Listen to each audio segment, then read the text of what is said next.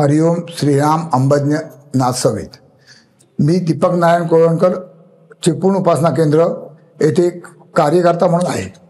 तर माझा अनुभव मी सांगतो तो साधारण 17 ते 18 सालचा किंवा 17 सालचा आहे हा। तर त्यावेळेला मी माझी गाडी दुरुस्ती टाकली होती कोल्हापूरला, गेट्स म्हणून 4 व्हीलर। ती गाडी कोल्हापूरहून टाकली, गाडी झाली ओके। गाडी घेऊन मी आम्ही निघाला आणि त्याबरोबरही सांगतो बापूवर माझा एवढा विश्वास, गाडीमध्ये मी स्वतः ड्रायव्हिंग करतो, माझ्या बाजूला बापू कायम असतो, माझ्या बाजूला गाडीमध्ये दुसरं कोणी नसतं आणि कायम तोंडात माझ्या रामरक्षा किंवा हनुमान चालीसा चालू असतो। अशी गाडी कोल्हापूर निघता कोयना घाट पास केला आणि पुढे आलो। पुढे म्हणजे पोफळी अगदी 2 मिनिटावर पोफळी होती आणि रस्त्यावर एवढे मोठे खड्डे की गाडी उलटी सुलटी अशी आडवी तिडवी होडी कशी नाचते तशी नाचायची। तर असं करता करता माझा ब्रेकवर पाय मारायला गेलो आणि गाडी अशी झाल्यामुळे तो बरोबर पाय पडला एक्सलेटरवर आणि गाडी सुसाट म्हणजे काय सांगूच शकत नाही, एवढी सुसाट की मला ते कंट्रोल पण झाली नाही गाडी।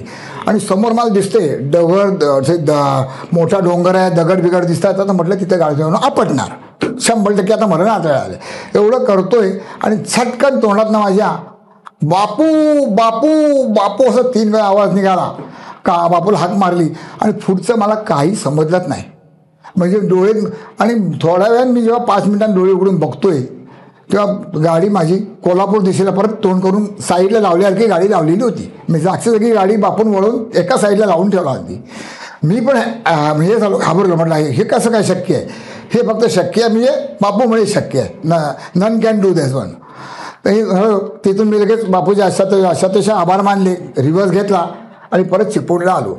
चिपळूणला आल्यानंतर बायकोला माझी ही हकीकत मी 2 दिवसांतर सांगितली। त्यानंतर आम्ही निघालो मुंबईला बापूंच्या दर्शनाला।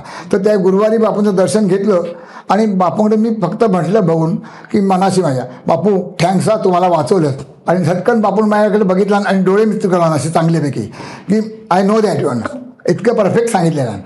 हा माझा ज्वलंत अनुभव आहे। हरिओम श्रीराम अंबज्ञ।